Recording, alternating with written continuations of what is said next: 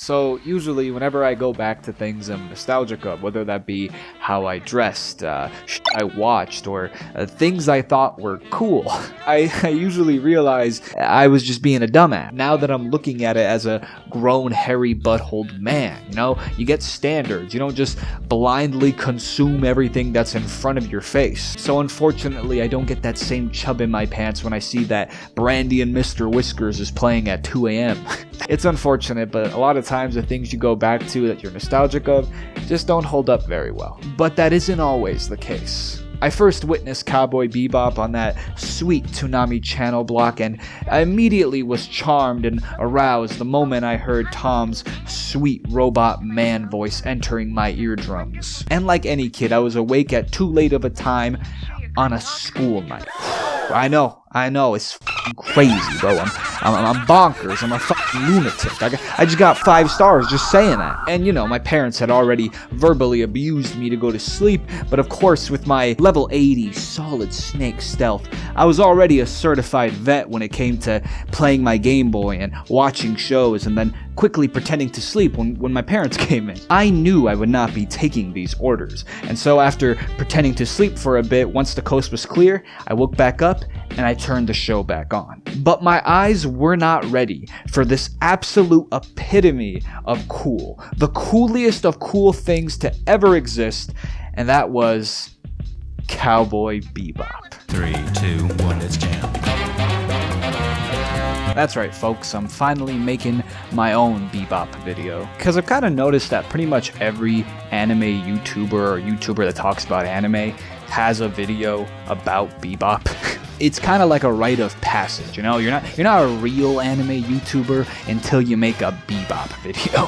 Now, at the time, I pretty much enjoyed the show for the more obvious things that anyone can see and appreciate. It's jazzy, off-the-wall soundtrack, it's scratchy, comfy, perfect-ass animations, it's breathtaking fight scenes, and of course, how absolutely f***ing cool Spike is. Suddenly, I had found my new anime dad who would completely change my perception of what cool was. Before this, the epitome of cool to me was being a godly, jacked, lovable monkey man. But now I was dreaming of being even a slightly less cool Spike Spiegel. I promise this is very important information because it's all part of how, as I grew, my understanding of this character completely changed. Because, you know, as a kid, the things that connected to me were seeing a character getting his asshole drilled and excavated, only to then have a flashback and be like, yeah, my friends,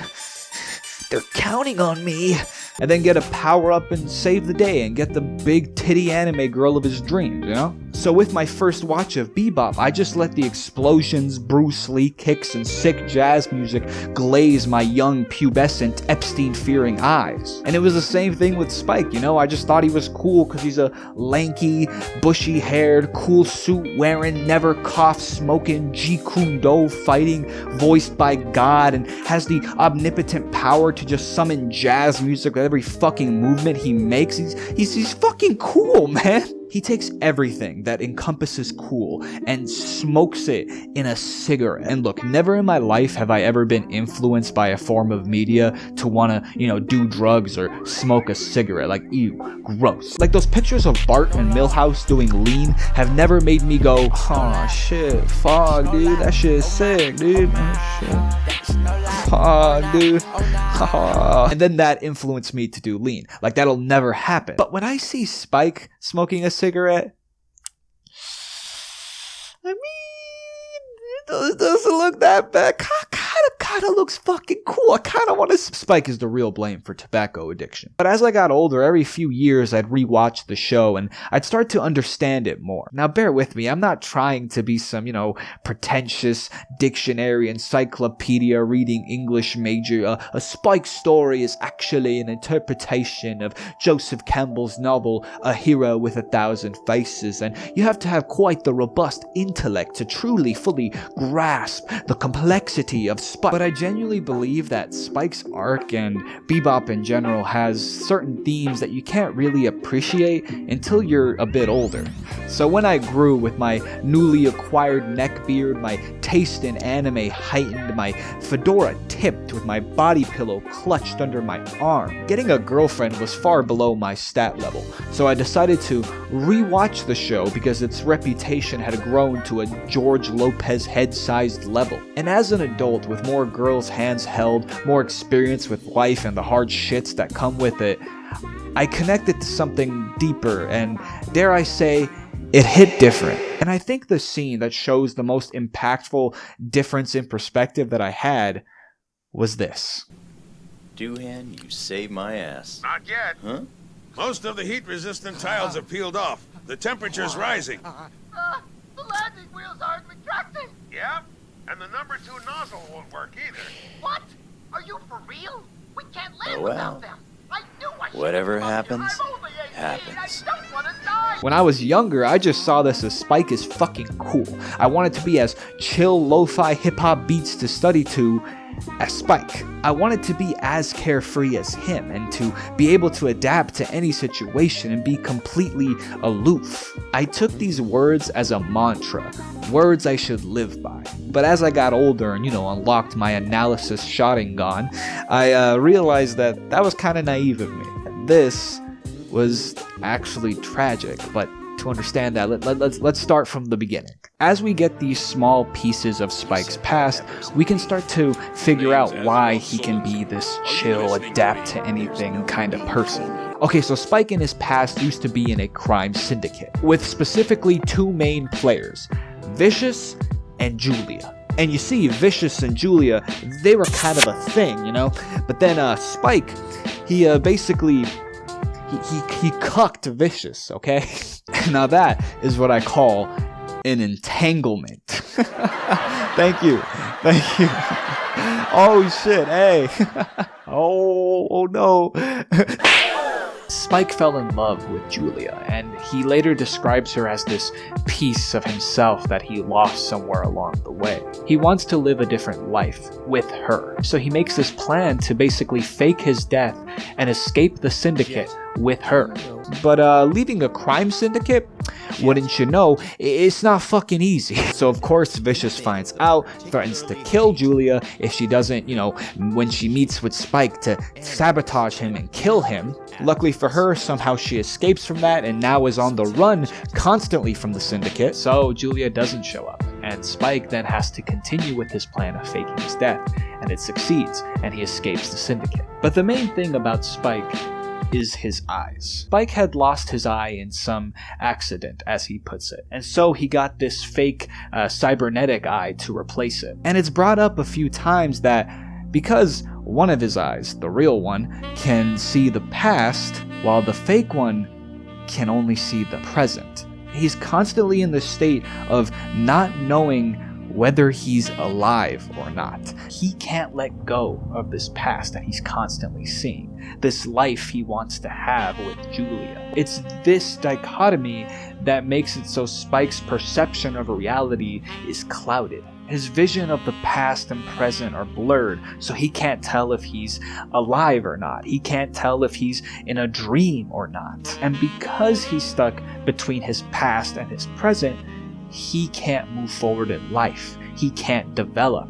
He is static. He all at the same time is dwelling on his past, the parts where he wants to find Julia and go out and live a life with her, but also dreading the unresolved parts of his past, the demons that he can't face. There's this whole big theme in Bebop with all the characters that you can't move forward in life if you're constantly dwelling on the past and not being able to get over trauma of your past. He's constantly throughout the show going through life as if it's a dream, as if he's already dead. That's why at certain points it really feels like he doesn't even enjoy his current life on the Bebop.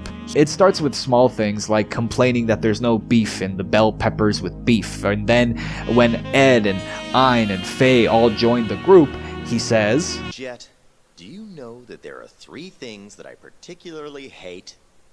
Really? Kids.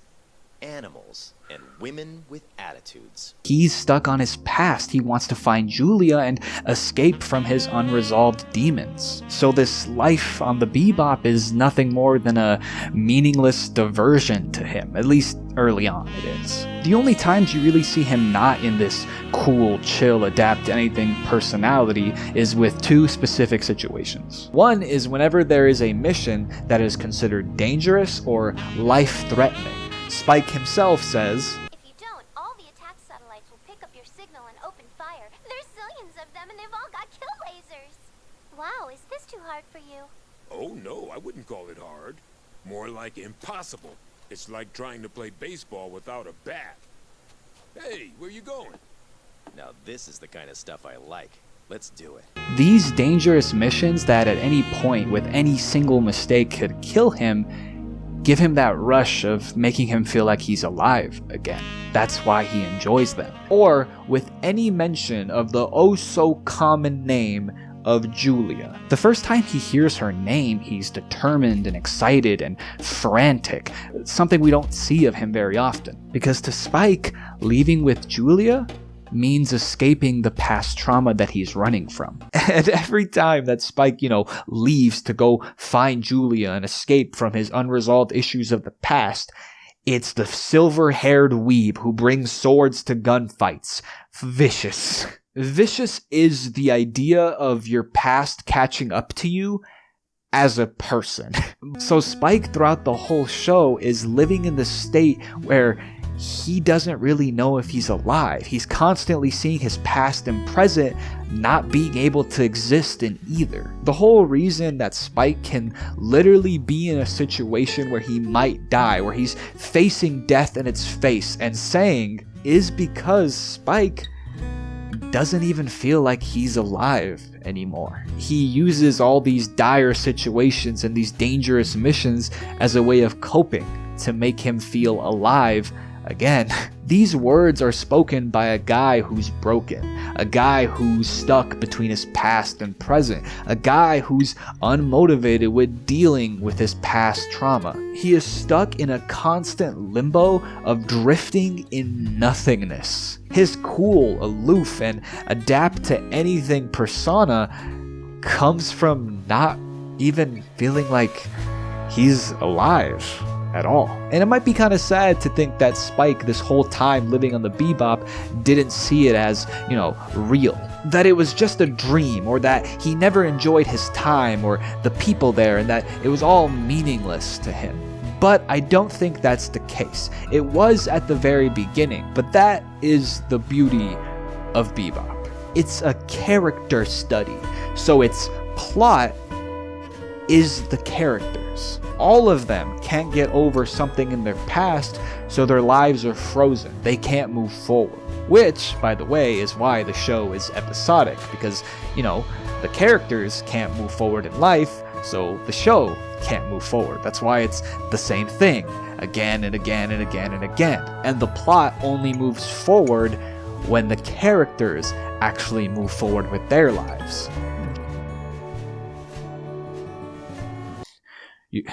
You're a genius, just genius, just mwah, I kiss the feet, mwah, I kiss the feet. And each character feels so real because they grow gradually and very subtly. It's pretty clear that as the show goes on, Spike begins to care about the other members of the Bebop and doesn't see his life on the Bebop as meaningless. His relationship with Jet goes from being just business partners to actually being close friends who share each other's problems and past and open up to each other. He goes from hating Faye to eventually giving her advice and opening up to her. And nothing shows how much Spike starts to care about the characters of the Bebop more than one of my favorite scenes of the entire show. When Faye, Ed, and Ein, remember the three things that Spike hates, leave the Bebop, only leaving Jet and Spike alone once again, it's clear to see that obviously this affects him,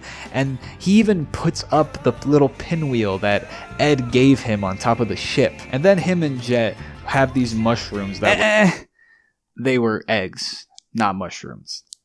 you dumb fuck, that were supposed to be for the entire group. There was enough of them for everybody. They just start aggressively scarfing down everyone's share because it's just the two of them now, and clearly they're trying to hide their emotions as they throw down each fucking mushroom in their throat as fucking beautifully singing call me in the background.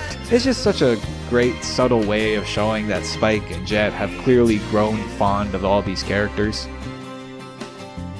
This eye is not merely seeing reality, it is touching the truth.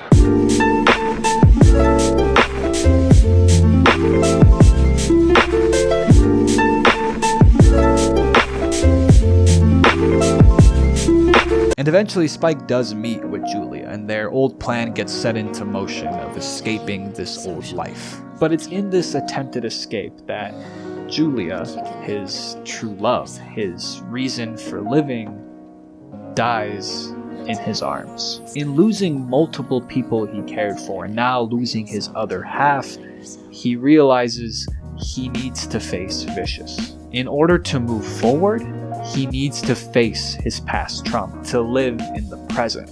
But what is the present to Spike? He makes one final stop at the Bebop before going to the Syndicate, obviously again showing that he has grown to care for these people. This time when he eats the bell peppers with no beef with Jet, his attitude towards it is different. In the very first episode when he ate it, he was yelling about it to Jet and he was very angry. While in this last episode, though, he says again that the food is terrible as always, his attitude towards it is a lot more friendly towards Jet and towards the food. It's as if he's more content with it not being the best. He opens up to Faye like he's never done before, telling her that he has to face his past, not to die, but to find out if he's really alive. And this line is a rewording of what Jet says at the end of his story that he tells Spike. Basically, Jet told Spike this whole story and he ends it by saying that he hates these stories because men only think about the past right before they die, as if they were searching frantically for proof that they were alive. As we see him leaving, he thinks only of Julia and his past with her. This time, it's Spike who goes to Vicious, directly confronting his past. And as we reach the end, Spike storms the Syndicate in the most coolest, bad fucking ass way possible, all to the tune of See You Space Cowboy. Look at that fucking entrance, man. Just drops the grenade, kicks that shit. This man basically whipped his dick out to a fucking crime syndicate by himself. By this point, if it wasn't obvious that Spike isn't living in a dream anymore, Vicious literally says, "So, you're finally awake." The final battle ensues. You got that iconic switchback weapon scene. And then finally, Spike defeats Vicious, finally severing the chains of his past. And it's there, standing in that staircase with the light beaming on him, that Spike can officially move forward. He is now living in the present, which is why blood is literally covering the real eye, the eye that only could see from the past. And what exactly does that present eye, the only eye he can see from left, see? Julia. Her last words. This is Spike's present, to be with Julia in death. That's why right before the final blow with Vicious, he tells him, "Juliaは行っちまった。終わりにしようぜ。望み通りに." Because yes, while he definitely did care about the Bebop members, again, Julia was his other half. And throughout the show, he thought that she was his past, and that's why he only sees her through his past eye throughout the show. But now in his final moments, through his present eye, he sees Julia. Julia is his present. In fact, that song, See You Space Cowboy, that plays as he storms the Syndicate, literally says, if somehow my life ends, this love will not disappear. It's a thing that will live forever.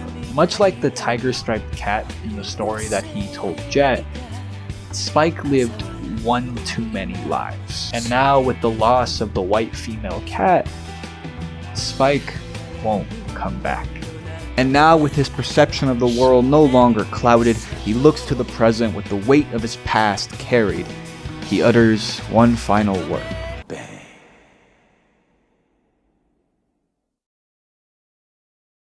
And the credits roll, and call me a loser, call me a caca-poo-poo pee-pee shire, call me a pee-pee piss-piss boy.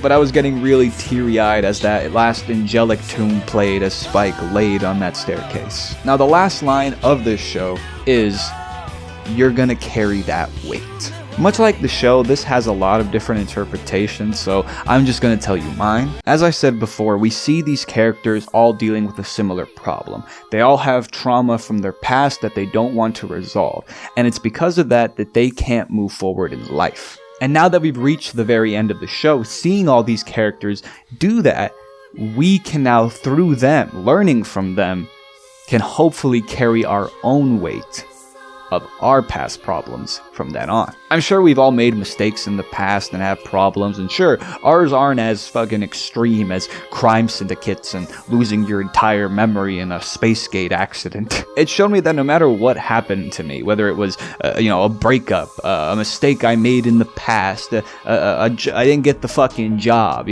Maybe you sent a good morning beautiful and she hasn't responded in 2 days.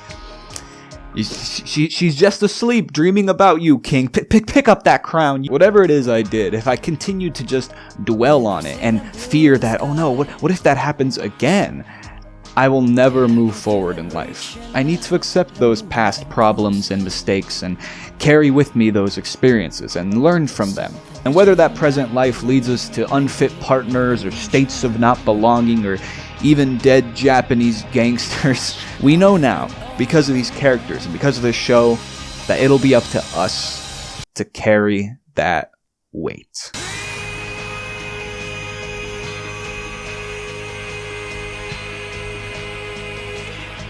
Thank you so much for watching. I made this video because I realized that I don't really have like a series type thing on my channel, so I wanted to make one with, just having different characters that I could analyze. So do me a favor and please comment down other characters you'd like to see me explore and talk about. And of course, like and subscribe if you like what I do, and you can follow the Internet Pitstop on Instagram now.